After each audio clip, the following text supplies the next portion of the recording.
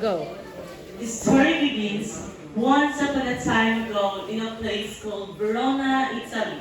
There lived two prestigious families, the Montagis and Capulets. These two families have a long feud with each other.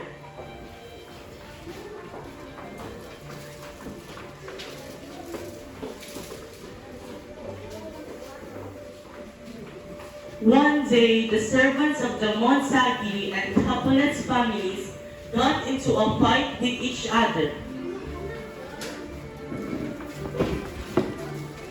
Guys, now I'm not trying to fight you. Stop this instant. You will be put to death if this happens again.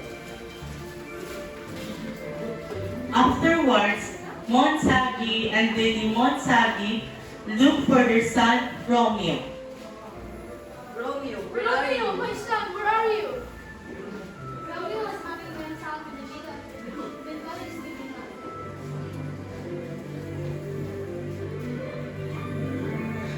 At the bridge, Romeo shared to Benvolio that he felt so sad because the woman he loves doesn't love him back.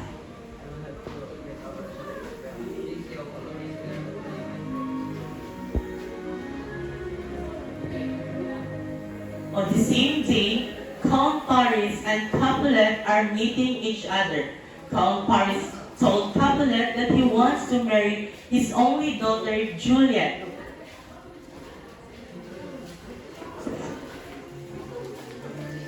Good morning to Count Paris. I want to marry with Marcus because Juliet is only 30 years old.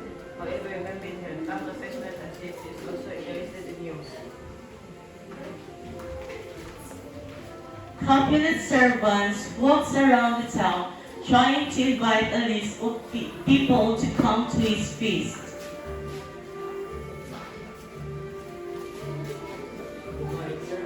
This is Pastor. We cannot make it. We are inviting Capulet, Lady Capulet, Juliet, I saw her going to be in the land. Let's not we move on until it opens.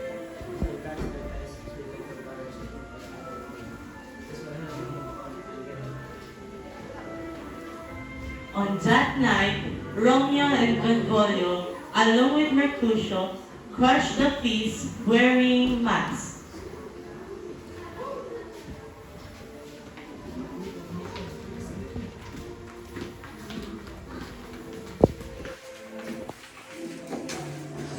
At the party, Romeo sees Juliet and forgets all about Rosalind.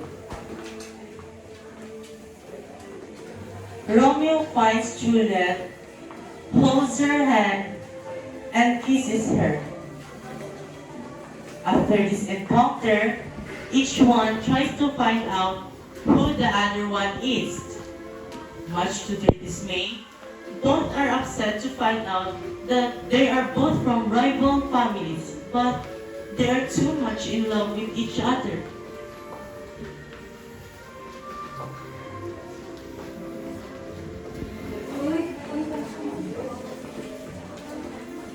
I recognize Romeo's voice behind the mask. I should not be here. Oh, there he come here. I follow him. You can go. We're going to fight at my team.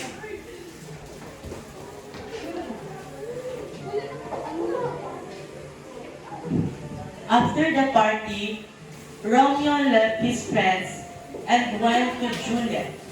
Juliet was just sitting on her balcony and saw Romeo.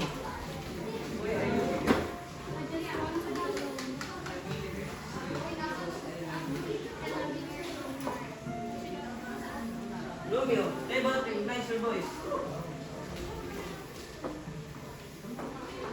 The following day, Romeo asked his priest, Friar Lawrence, to conduct a marriage ceremony.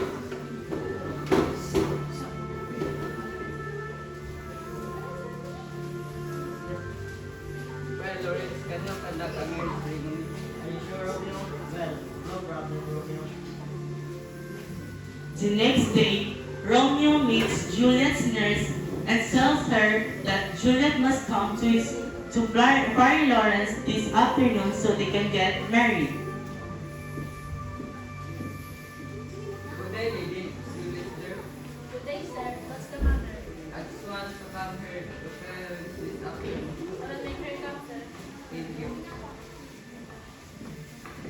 On the same day, Mercutio and Benvolio send a message to Romeo that Tybalt wants to duel with him.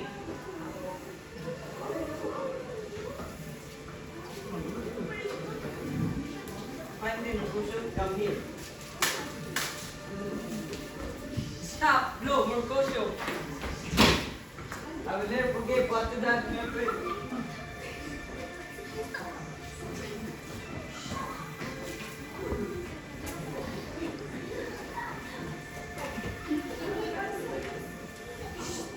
Later in the afternoon, Juliet and Romeo were married.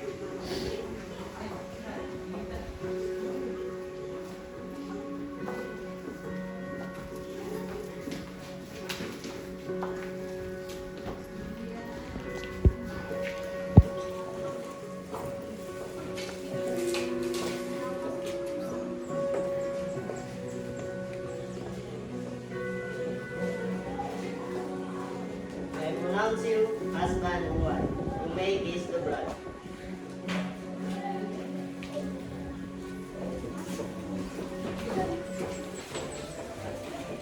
Juliet, on the other hand, impatiently waits for Romeo for their wedding night.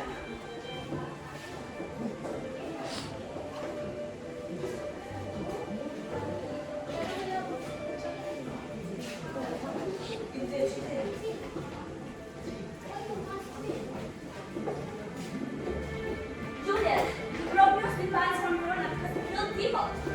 No! No! This can't be! Romeo was with Friar Lawrence the entire time after the incident. Friar Lawrence heard about what happened and told Romeo that he was banished from Verona. Go to the place I told you about. You will tell Juliet about what happened. And wait for us there. While Romeo flees, Capulet is meeting Count Paris and discussing the wedding plans. He tells Paris to marry Juliet in 3 days.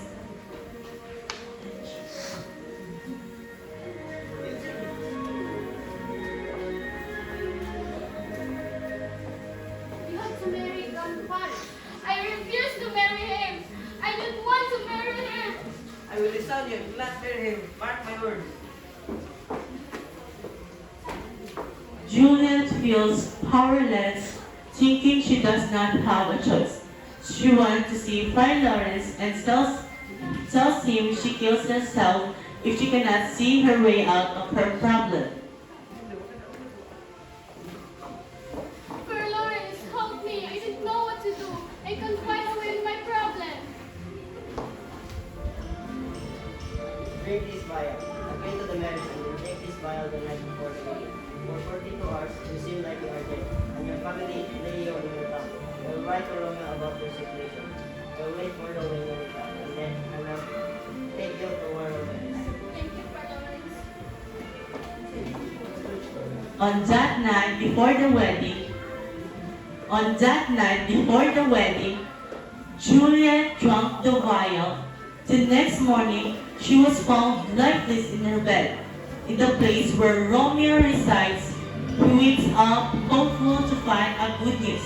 However, he was informed of Juliet's death.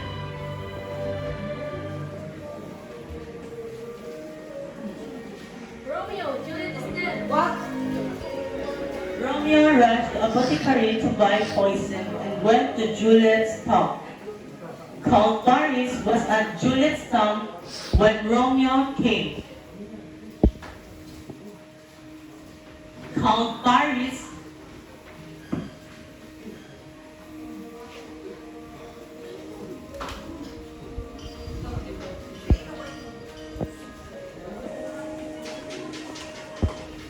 I will answer you. I am here to kill myself. We don't have to fight. He looked at Juliet's lifeless body in the tomb. He kissed Juliet and drank the poison. Few minutes later, Romeo died of poison. Friar Lawrence was seconds late and Juliet woke up finding Romeo lying beside her. Romeo, no!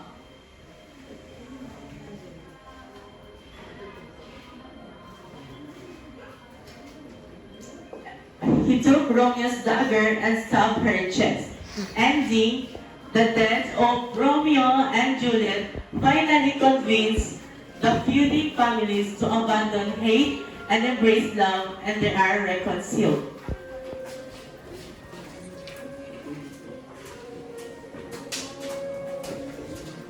And that's all for the story of Romeo and Juliet.